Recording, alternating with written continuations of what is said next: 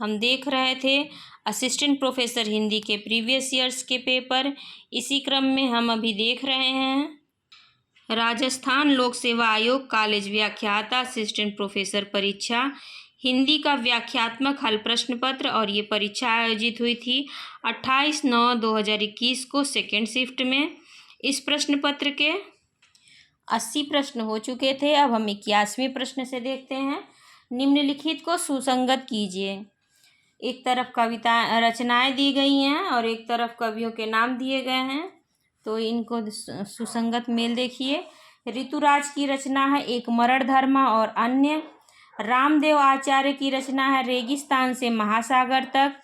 हरीश भदानी की है रोटी नाम सत है। नंद चतुर्वेदी की रचना है यह समय मामूली नहीं। 82वां प्रश्न है कविता और कवि, कविता एवं कवि सुमेलित कीजिए। तो इसका है यहाँ भी सुमेलित करना है, तो देखते हैं। इस यात्रा में कविता है लीलाधर जगुड़ी की। अपनी केवल धार अरुण कमल की रचना है। दुनिया रोज बनती है आलोक धनवा की रचना है। हवाएं चुप नहीं रहती वेणुगोपाल की। निम्नलिखित को सुमेलित कीजिए। फिर सुमेलित करने वाला प्रश्न है, तो इसका हम सुमेलन देखते हैं सीधे। हजार हजार बाहों वाली ये कविता है नागार्जुन की। चूका भी नहीं हूँ मैं ये शमशेर बहादुर सिंह की कविता है। रात अब भी मौजूद है लीलाधर जगुड़ी की। और भूरी भूरी खाकदुल गजानन माधव मुक्तिबोध की है। प्रयोगवाद के संबंध में कौन सा कथन असंगत है? ए, इसका मंतव्य समस्त परंपराओं का खंडन करके नए तत्वों का अन्वेषण करना है। यह व्यक्ति अनुभूति और समष्टि अनुभूति को एक ही सत्य के दो रूप मानता है। सी, यह मानता है कि बौद्धिकता को काव्य अनुभूति से पृथक करके नहीं देखा जा सकता। डी, यह मानता है कि विषय वस्तु की नवीनता ही उसके शिल्प को नया आकार देने के लिए बाध्य करेगी। तो इसका उत्तर होगा ए, प्रयोगवाद का मंतव्य समस्त परंपराओं का खंडन करके नए तत्वों का अन्वेषण करना नहीं है। प्रगतिवादी काव्य की प्रतिक्रिया स्वरूप कवियों ने एक नई प्रकार की कविता को जन्म दिया जिसमें नए नए कलात्मक प्रयोग किए गए। इसी कारण काव्य को प्रयोगवादी काव्य की संज्ञा दी गई। इसकी प्रमुख विशेषताएं हैं अहंगवादी व्यक्तित्ववाद, नग्न यथार्थवाद, अतिबौद्धिकता, निराशावाद, सामान्य विषयों को महत्व। 85वां प्रश्न है तरनि तनुजा तट तमाल तरुवर बहुछाए झूके कूल सुजल परसन हित मनहु सुहाए।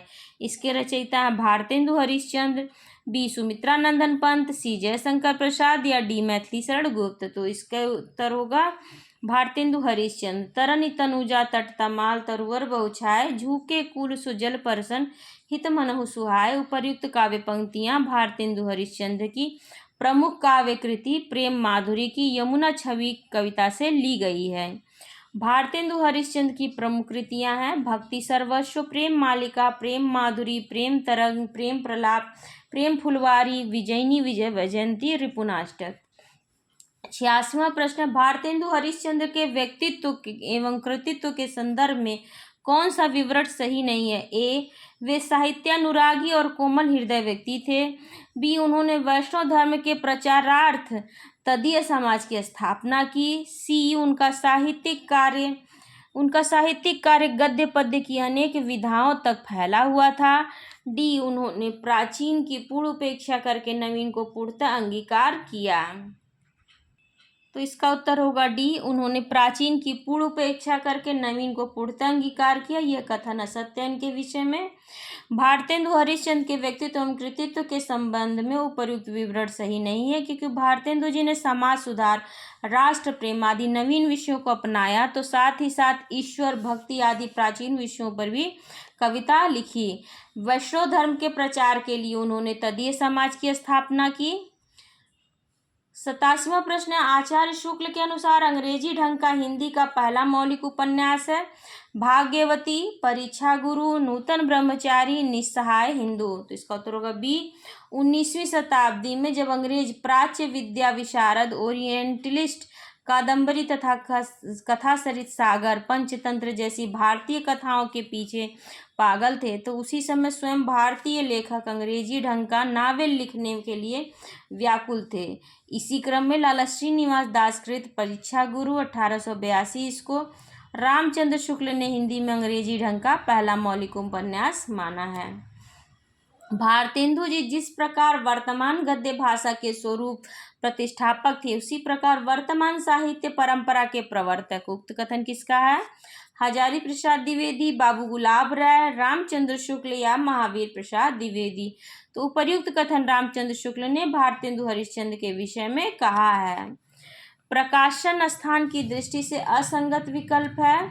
भारत मित्र कलकत्ता, हिंदी प्रदीप प्रयाग, उदंत मार्तन कलकत्ता, कवि वचन सुधा प्रयाग। तो देखिए कवि वचन सुधा भारतेंदु हरिश्चंद्र की रचना है और ये काशी से प्रकाशित होती थी। प्रकाशन स्थान की दृष्टि से कवि वचन सुधा प्रयाग असंगत है, क्योंकि कवि वचन सुधा का प्रकाशन भारतेंदु हरिश्चंद्र द्वारा काशी में किया जाता था। यहाँ पर और भी पत्रिकाओं को दिया गया है, जैसे कवि वचन सुधा काशी से 1868 में भारतेंदु हरिश्चंद्र द्वारा, उदंत मार्तंड कलकत्ता से 1826 में जुगल किशोर द्वारा, हिंदी प्रति प्रयाग से 1877 में बालकृष्ण भट्ट द्वारा, भारत मित्र कलकत्ता से 1878 में बाल मुकुंद गुप्त द्वारा, आनंद कादम्बिनी मिर्जापुर से 1881 में बद्रीनारायण चौधरी द्वारा, ब्राह्मण पत्रिका कानपुर से 1883 में पंडित प्रताप नारायण मिश्र द्वारा। 90वां प्रश्न, निम्नलिखित में से भारतेंदु हरिश्चंद्र की मौलिक नाट्य कृति नहीं है। अंधेर नगरी, कर्पूर मंजरी, सी भारत दुर्दशा या डी वैदिकी हिंसा हिंसा न भवती। तो इसका उत्तर होगा बी, वैदिकी हिंसा हिंसा न भवती 1873, भारत दुर्दशा 1880 और अंधेर नगरी 1881 भारतेंदु हरिश्चंद्र की मौलिक नाट्य कृतियां हैं, जबकि कर्पूर मंजरी 1875 भारतेंदु की अनुदित नाट्य रचना है, जिसका मूल राजशेखर कवि द्वारा कृत प्राकृत भाषा का नाटक है। भारतेंदु की अन्य अनुदित रचनाएं हैं विद्या सुंदर 1868, धनंजय विजय 1883, कर्पूर मंजरी 1875, भारत जन्नी 1877, दुर्लभ बंधु 1880, रत्नावली 1868, पाखंड विडंबन 1872, मुद्रा राक्षस 1880, सत्य हरिश्चंद्र 1875। 91वां प्रश्न है, रंग दर्शन के रचनाकार हैं मोहन राकेश, लक्ष्मी नारायण लाल, नेमीचंद जैन या जयदेव तनेजा। तो इसका उत्तर होगा सी, रंग दर्शन के रचनाकार नेमीचंद जैन हैं। इनका जन्म 1919 तथा निधन 2005 में हुआ था। नेमीचंद जैन की प्रमुख कृतियां हैं रंग दर्शन, अधूरे साक्षात्कार, बदलते परिप्रेक्ष्य, रंग परंपरा, दृश्य अदृश्य, भारतीय नाट्य परंपरा। पंडित प्रताप नारायण मिश्र और पंडित बालकृष्ण भट्ट ने हिंदी गद्य साहित्य में वही काम किया है जो अंग्रेजी गद्य साहित्य में एडिसन और स्टील ने किया। यह कथन किसका है? रामचंद्र शुक्ल, हजारी प्रसाद द्विवेदी, नंदुलारे वाजपेयी या राम कुमार वर्मा। इसका उत्तर होगा ए, पंडित प्रताप नारायण मिश्र और पंडित बालकृष्ण भट्ट ने हिंदी गद्य साहित्य में वही काम किया है जो अंग्रेजी गद्य साहित्य में एडिसन और स्टील ने किया। यह कथन आचार्य रामचंद्र शुक्ल का है। इनमें से कौन से निबंध संग्रह विद्यानिवास मिश्र के हैं? चितवन की छां, तुम चंदन हम पानी और कदम की फूली डाल, गवई बंद, निषाद बांसुरी। तो इसका उत्तर होगा चितवन की छां, तू चंदन हम पानी और कदम की फूली डाल। ये तीनों निबंध विद्यानिवास मिश्र के हैं। देखिए यहाँ कूट से आंसर देना है, इसलिए मैंने सीधे सीधे बता दिया। चितवन की छां 1953 में, तुम चंदन हम पानी 1957 में और कदम की फूली डाल विद्यानिवास मिश्र के निबंध संग्रह हैं। विद्यानिवास मिश्र के अन्य निबंध संग्रह हैं वसंत आ गया पर कोई उत्कंठा नहीं 1972, अग्निरथ, लागो रंग हरी, भ्रमरानंद के पत्र, रहीमन पानी राखिए, थोड़ी सी जगह दे, गवई गंध गुलाब विवेकी राय का है तथा निषाद बांसुरी कुबेरनाथ राय का निबंध है। नागरी प्रचारणी पत्रिका से संबंधित कौन सा विवरण सही नहीं है? 1896 में इसका प्रकाशन त्रैमासिक रूप में प्रारंभ हुआ। प्रारंभ में इसके संपादक मंडल में श्याम सुंदर दास, सुधाकर द्विवेदी, कालिदास और राधा कृष्ण दास सम्मिलित थे। 1920 में यह मासिक रूप से प्रकाशित होने लगी। डी, यह मुख्यतः शोध पत्रिका है, तो इसका उत्तर होगा सी। 1920 ईस्वी में यह मासिक रूप से प्रकाशित होने लगी। नागरिक प्रचारणी पत्रिका के संबंध में यह विवरण सही नहीं है, क्योंकि नागरिक प्रचारणी पत्रिका 1907 में मासिक पत्रिका के रूप में परिवर्तित कर दी गई थी। तब इसके संपादक श्याम सुंदर दास थे। रामचंद्र शुक्ल, रामचंद्र शर्मा और वेडी प्रसाद बनाए गए थे। नागरिक प्रचारणी सभा द्वारा 1896 इसमें प्रारंभ की गई नागरिक प्रचारणी पत्रिका हिंदी की सबसे प्राचीन शोध पत्रिका है। प्रारंभ में यह त्रैमासिक पत्रिका थी। श्याम सुंदर दास, कालिदास, सुधाकर द्विवेदी एवं राधा कृष्ण दास इसके प्रारंभिक संपादक थे। हिंदी साहित्य में पंडित महावीर प्रसाद द्विवेदी का सदा रीढ़ी रहेगा। व्याकरण की शुद्धता और भाषा की सफाई के प्रवर्तक द्विवेदी जी ही थे। उक्त कथन किसका है? डॉक्टर नगेंद्र का, आचार्य रामचंद्र शुक्ल का, आचार्य हजारी प्रसाद द्विवेदी का या पंडित नंद दुलारे वाजपेयी का? तो हिंदी साहित्य में पंडित महावीर प्रसाद द्विवेदी सदा रीढ़ी रहेगा। व्याकरण की शुद्धता और भाषा की सफाई के प्रवर्तक द्विवेदी जी ही थे। ये कथन आचार्य रामचंद्र शुक्ल का है। पत्रिका और संपादक प्रकाशक से संबंधी असंगत विकल्प है। नटरंग, मोहन राकेश, सारिका, अवध नारायण मुदगल, नई कविता, जगदीश गुप्त, आलोचना, नामवर सिंह। तो इसका उत्तर होगा ए, पत्रिका और संपादक से संबंधित नटरंग, मोहन राकेश असंगत है। 1965 में प्रकाशित रंगमंच की अनिवार्य पत्रिका नटरंग के संस्थापक संपादक नेमीचंद जैन थे। नटरंग 1965, नेमीचंद जैन। सारिका 1970 इसमें कमलेश्वर, कन्हैयालाल नंदन और अवध नारायण थे इसके संपादक। नई कविता 1954 इलाहाबाद से जगदीश गुप्त, रामस्वरूप चतुर्वेदी। आलोचना 1951 में दिल्ली से शिवदान सिंह चौहान, धर्मवीर भारती, रघुवंश, नंद दुलारे वाजपेयी और नामवर सिंह इसके संपादक थे।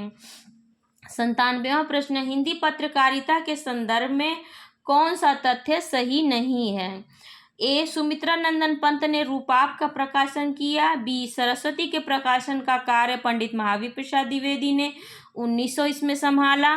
सी, हंस का प्रकाशन प्रेमचंद ने प्रारंभ किया। डी, इंदु का प्रकाशन जयशंकर प्रसाद ने किया। इसका उत्तर होगा बी, सरस्वती के प्रकाशन का कार्य पंडित महावीर प्रसाद द्विवेदी ने 1900 इसमें संभाला। हिंदी पत्रकारिता के संदर्भ में कथन सही नहीं है। सरस्वती पत्रिका का प्रकाशन इंडियन प्रेस प्रयाग से सन 1900 इसमें प्रारंभ हुआ था। महावीर प्रसाद द्विवेदी 1903 इसमें इसके संपादक बने और 1920 तक इसके संपादक बने रहे। कहानी आंदोलन और उनके प्रवक्ता पुरोधा को सुमेलित कीजिए। क्या मिलान वाला प्रश्न है, देख लेते हैं सीधे मिलान। नई कहानी 1956 में राजेंद्र यादव, मोहन राकेश और कमलेश्वर लेखक त्रयी द्वारा ये इसके प्रवर्तक थे नई कहानी के। इसे कमोरा से याद करते हैं। अ कहानी 1960 में गंगा प्रसाद विमल इसके प्रवर्तक हैं। सचेतन कहानी 1964 में महीप सिंह इसके प्रवर्तक हैं। सहज कहानी 1968 में अमृत राय। समांतर कहानी 1972 में कमलेश्वर। सक्रिय कहानी 1979 में राकेश वत्स और जनवादी कहानी 1982 में जनवादी लेखक संघ, जिसे जलेश के नाम से जानते हैं, इसमें शामिल है उदय प्रकाश, असद जैदी और राजेंद्र यादव। 99वां प्रश्न, संस्मरणात्मक रचना और रचनाकारों की दृष्टि से कौन सा विकल्प संगत है? ए, वसंत से पतझड़ तक, रविन्द्रनाथ त्यागी। हम सीधे देख लेते हैं मिलान। जिनकी याद हमेशा रहेगी 1992 में अमृत राय। सृजन के सहयात्री 1996 में रविंद्र कालिया। चिड़िया रैन बसेरा 2002 में विद्या निवास मिश्र। बसंत से पतझड़ तक 2005 में रविन्द्रनाथ त्यागी। कुछ यादें कुछ बातें 2009 में अमरकांत। 100वां प्रश्न, कृति और कृतिकार को सुमेलित कीजिए। यहाँ हम सीधे सुमेलन देखेंगे। नई कविता के प्रतिमान लक्ष्मीकांत वर्मा। कविता के नए प्रतिमान नामवर सिंह। देखिए, नई कविता जहाँ नई पहले रहेगा वहाँ लक्ष्मीकांत है और जहाँ नए बाद में आ रहा है उसमें नामवर सिंह है। तो नई कविता लक्ष्मीकांत। कविता के नए प्रतिमान नामवर सिंह। नया साहित्य नए प्रश्न नंदुलारे वाजपेयी।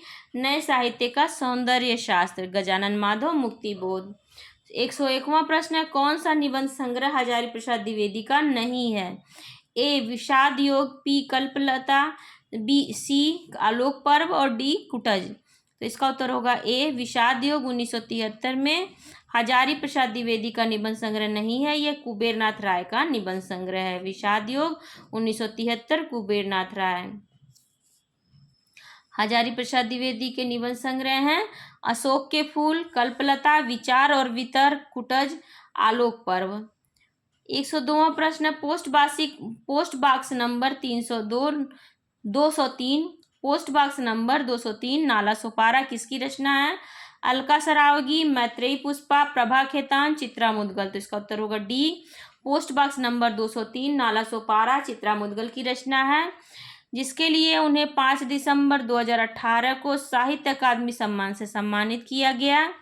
चित्रा मुदगल के अन्य उपन्यास हैं महाभारती 1986, तनया 1989, वैजयंती, आवा लपटे, पेंटिंग अकेली, post box number 203 Nala Sopara.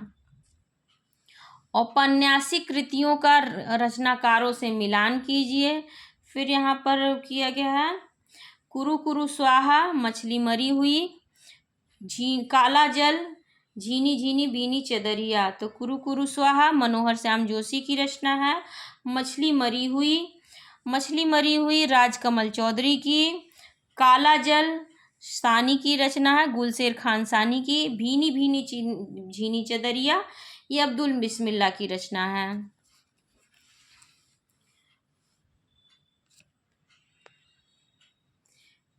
फिर 104वां प्रश्न भी सुसंगत करना है, सुमेल करना है। कुछ कही कुछ अनकही, सीधे सीधे देखते हैं हम। कुछ कही कुछ अनकही शीला झुनझुनवाला की। मुड़ मुड़ के देखता हूँ राजेंद्र यादव की। अपने अपने पिंजरे मोहनदास ने मिश्राए की। और कस्तूरी कुंडल बसे मैत्रेयी पुष्पा की रचना है। 105वां प्रश्न, जितने श्रम और जितनी सावधानी से यह संपादित हुआ है आज तक हिंदी का और कोई ग्रंथ नहीं हुआ। आचार्य शुक्ल का उक्त कथन किस संपादित रचना के संदर्भ में है? विनय पत्रिका, लाल चंद्रिका, बिहारी रत्नाकर, कबीर ग्रंथावली। तो इसका उत्तर होगा सी जितने श्रम और जितनी सावधानी से यह संपादित हुआ है आज तक हिंदी का कोई ग्रंथ नहीं हुआ। आचार्य शुक्ल का उक्त कथन बिहारी रत्नाकर के संदर्भ में है। इसके रचनाकार जगन्नाथ दास रत्नाकर हैं। किस विकल्प में रचना और उसमें वर्णित चरित्र नायक असंगत है? स्मृति के झरोखे से भारत भूषण अग्रवाल, महामानव महापंडित मदन मोहन मालवीय, वट वृक्ष की छाया में अमृतलाल नागर, मरुभूमि का वह मेघ घनश्याम दास बिरला। तो इसका उत्तर होगा बी महामानव महापंडित। यह कृति हिंदी साहित्य के अप्रतिम क्रांतिधर्मी रचनाकार राहुल सांकृत्यायन के व्यक्तित्व और कृतित्व पर केंद्रित है। इसके रचनाकार कमला सांकृत्यायन है, जो इनकी पत्नी भी हैं। एक बुध सहसा उछली यात्रा वृत्त के लेखक हैं निर्मल वर्मा, विष्णु प्रभाकर, सच्चिदानंद वात्स्यायन या मोहन राकेश। तो इसका उत्तर होगा सी एक बूंद सहसा उछली। सच्चिदानंद हीरानंद वात्स्यायन अज्ञेय की यात्राओं का समुद्र पार ये संसार है, यह सारे यूरोप का यात्रा वृत्त है। अज्ञेय की प्रमुख यात्रा रचना है अरे यह आवर रहेगा याद 1953 में। इनमें से कौन सा कथन सही नहीं है? पहला, गिरमिटिया में गांधी द्वारा दक्षिण अफ्रीका में चलाए गए सत्याग्रह आंदोलन का चित्रण है। बी, खंजन नयन अमृतलाल नागर में सूरदास का जीवन वृत्त चित्रित है। सी, अपने अपने अजनबी में की मुख्य समस्या स्वतंत्रता के वर्ण की है। डी, अर्धनारीश्वर विष्णु प्रभाकर में स्त्रियों का महिमा मंडन किया गया है। इसका उत्तर होगा डी, अर्धनारीश्वर विष्णु प्रभाकर में स्त्रियों का महिमा मंडन किया गया है। यह कथन सही नहीं है। अर्धनारीश्वर विष्णु प्रभाकर का चर्चित उपन्यास है, जो नर और नारी के सुर और स्वर मिलन की प्राप्ति का प्रयास है। 109वां प्रश्न, नाट्य कृतियों और नाटककारों को सुसंगत करना है। तो देखिए सीधे हम देख लेते हैं। खजुराहो का शिल्पी शंकर शेष, इसके नाटककार हैं। कर्फ्यू लक्ष्मी नारायण लाल का नाटक है। दुलारी बाई मणि मधुकर का नाटक है। और ख्याल ख्याल भारमली ये हमीदुल्ला का नाटक है। कहानी और कहानीकार का जोड़ा सुमेलित करना है। तो देखिए, छोटे छोटे ताजमहल ये राजेंद्र यादव का है। मलबे का मालिक मोहन राकेश। लंदन की रात निर्मल वर्मा। और खोई हुई दिशाएं ये कमलेश्वर की रचना है। 111वां प्रश्न, निम्नलिखित रचनाओं को तत्संबंधी विधा के साथ सुमेलित कीजिए। तो देखिए, चेतना के बिंब, अरे यावर रहेगा याद, अरे यावर रहेगा याद, प्रेमचंद घर में, मेरी जीवन यात्रा, प्रेमचंद घर में जीवनी है, मेरी जीवन यात्रा आत्मकथा है, अरे यावर रहेगा याद ये भी संस्मरण है। चेतना के बिंब, चलिए यहाँ देख लेते हैं। चेतना के बिंब, इसके रचनाकार हैं डॉक्टर नगेंद्र। संस्मरण विधा की रचना है। अरे यावर रहेगा याद अज्ञे का यात्रा साहित्य है। प्रेमचंद घर में शिवारानी देवी इनकी जीवनी लिखी है इन्होंने प्रेमचंद की, जो कि प्रेमचंद की पत्नी भी हैं। मेरी जीवन यात्रा राहुल संकृत्यान की आत्मकथा है। निम्नलिखित को सुसंगत कीजिए। सीधे हम सुमेलन देख लेते हैं। मंजुल भगत, अंतिम बयान, सूर्यबाला, यामिनी कथा, कुसुम अंसल, धुएं की ईमानदारी, और उषा किरण खान, जलधार। कौन सा कथन सही नहीं है? बाणपट की आत्मकथा पूर्णतया काल्पनिक कल्पनाश्रित उपन्यास है। बी, चारुचंद्र लेख में गहरवार नरेश जयचंद की पराजय के बाद का समय चित्रित है। सी, पुनर्नवा में समुद्रगुप्त के समय को उपन्यास का विषय बनाया है। डी, अनाम दास का पोथा उपनिषद काल का काल्पनिक वर्णन करता है। तो इसका उत्तर होगा ए, बाणभट्ट की आत्मकथा पूर्णतः कल्पनाश्रित उपन्यास नहीं है। बाणभट्ट की आत्मकथा आचार्य हजारी प्रसाद द्विवेदी द्वारा रचित उपन्यास है। इसका प्रथम प्रकाशन 1946 इसमें किया गया। इस उपन्यास में प्राचीन कवि बाणभट्ट के बिखरे जीवन सूत्रों को कलात्मकता के साथ दिखाया गया है। बाणभट्ट की आत्मकथा हर्षकालीन सभ्यता एवं संस्कृति का जीवंत दस्तावेज है। हजारी प्रसाद द्विवेदी के उपन्यास हैं बाणभट्ट की आत्मकथा 1946, चारुचंद्र लेख 1963, पुनर्नवा 1973, अनाम दास का पोथा 1976। 114वां प्रश्न, प्रकाशन वर्ष की दृष्टि से प्रेमचंद की औपन्यासिक कृतियों का सही अनुक्रम है। हम अनुक्रम देखते हैं सीधे। प्रेमचंद के उपन्यासों का सही क्रम है। सेवा सदन 1918, रंगभूमि 1925, कर्मभूमि 1933, गोदान 1936, मंगलसूत्र 1948, जो कि अब पूर्ण रह गया। नाभादासकृत भक्तमाल से संबंधित कौन सा तथ्य सही नहीं है? ए, यह भक्तिकालीन भक्तों के संबंध में प्रामाणिक रचना मानी जाती है। बी, इसके पूर्वार्ध में कलयुग से पहले के भक्तों का उल्लेख है। सी, इतिहास की दृष्टि से इसका उत्तरार्ध अधिक महत्वपूर्ण है। डी, उत्तरार्ध में मध्यकालीन भक्तों संतों का विस्तृत जीवन वृत्त दिया गया है। इसका उत्तर होगा डी, उत्तरार्ध में मध्यकालीन भक्त संतों का विस्तृत जीवन वृत्त दिया गया है। नाभादासकृत भक्तमाल के संबंध में उपर्युक्त कथन सही नहीं है। 116वां प्रश्न, कौन सा विवरण सही नहीं है? गारसा दत्तासी ने अपने इतिहास ग्रंथ में कवियों को कालक्रमानुसार प्रस्तुत किया है। बी, शिव सिंह सरोज में लगभग 1000 कवियों का जीवन चरित्र उनके कविताओं के उदाहरण सहित प्रस्तुत किया गया है। सी, जॉर्ज ग्रियर्सन के इतिहास ग्रंथ का हिंदी अनुवाद हिंदी साहित्य का प्रथम इतिहास शीर्षक से प्रकाशित हुआ है। डी, जॉर्ज ग्रियर्सन ने कवियों और लेखकों को कालक्रमानुसार वर्गीकृत किया है। इसका उत्तर होगा ए, गारसा दत्तासी ने अपने इतिहास ग्रंथ में कवियों को कालक्रमानुसार प्रस्तुत किया है। उपर्युक्त विवरण गारसा दत्तासी के इतिहास ग्रंथ इस्तवार दलाल लिटरेतुरेंदु हिंदुस्तानी के संबंध में सही नहीं है। गारसा दत्तासी के ग्रंथ को उर्दू, हिंदी अथवा हिंदुस्तानी साहित्य का सर्वप्रथम इतिहास ग्रंथ माना जाता है। इसका पहला संस्करण 2 भागों में 1839 और 1837 में वर्णक्रमानुसार क्रम पद्धति में प्रकाशित हुआ था। 117वां प्रश्न, इतिहास का इतिवृत्तात्मक लेखन सबसे पहले मिश्रबंधु के विनोद में पाया जाता है। यह उक्ति किसकी है? आचार्य रामचंद्र शुक्ल की, बी डॉक्टर राम कुमार वर्मा की, सी आचार्य राम हजारी प्रसाद द्विवेदी की, या डी डॉक्टर नागेंद्र की। तो इसका उत्तर होगा बी, इतिहास का इतिवृत्तात्मक लेखन सबसे पहले मिश्रबंधुओं के मिश्रबंधु विनोद में पाया जाता है। उपर्युक्त कथन डॉक्टर राम कुमार वर्मा का है। मिश्रबंधु विनोद के विषय में कौन सा विवरण सही नहीं है? ए, इसमें अनेक कवि जो अज्ञात थे प्रकाश में लाए गए हैं और उनके साहित्यिक महत्व का मूल आका गया है। बी, इसके प्रथम 3 भाग 1970 विक्रम में और चतुर्थ भाग 1991 विक्रम में प्रकाशित हुआ। चतुर्थ भाग साहित्य के वर्तमान काल से संबंधित है। डी, इसके चारों भागों में लगभग 3000 कवियों का विवरण मिलता है। तो इसका उत्तर होगा डी, इसके चारों भागों में लगभग 3000 कवियों का विवरण मिलता है। यही कथन जो है सही नहीं है।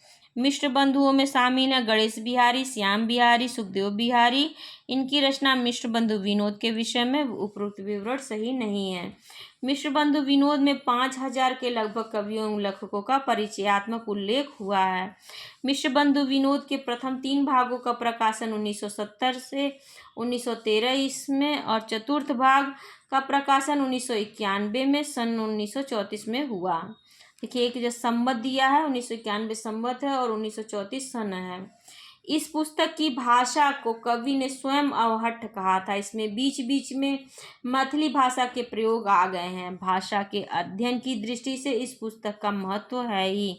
आचार्य हजारी प्रसाद द्विवेदी का यह कथन किस कृति के संदर्भ में है? विद्यापति की पदावली, कीर्ति पदाका, कीर्तिलता या राग वड़ रत्नाकर। तो इसका उत्तर होगा सी, उपर्युक्त कथन कीर्तिलता के संदर्भ में आचार्य हजारी प्रसाद द्विवेदी का है। 120वां प्रश्न, साधारणतः सन ईस्वी की 10वीं से लेकर 14वीं शताब्दी के काल को हिंदी साहित्य का आदिकाल कहा जाता है। हिंदी के प्रारंभिक काल विषयक यह कथन किस विद्वान का है? हजारी प्रसाद द्विवेदी, रामचंद्र शुक्ल, डॉक्टर राम कुमार वर्मा या डॉक्टर नागेंद्र। तो इसका उत्तर होगा ए, हिंदी के प्रारंभिक काल विषयक उपर्युक्त कथन हजारी प्रसाद द्विवेदी का है। तो ये वीडियो को अब यहाँ पर मैं रोकना चाहूँगी, काफ़ी लंबी हो चुकी है। अब 121वें प्रश्न से इसके अगले भाग में बनेगी। तब तक आपको ये practice set previous years paper कैसे लग रहे हैं और अपने विचार कमेंट सेक्शन में ज़रूर बताएं। पहली बार चैनल पर आए हैं तो ज़रूर सब्सक्राइब कर लीजिए, लाइक शेयर और कमेंट भी कीजिए। अपने एजुकेशनल ग्रुप में से ज़रूर शेयर करें। आप सभी का बहुत बहुत धन्यवाद।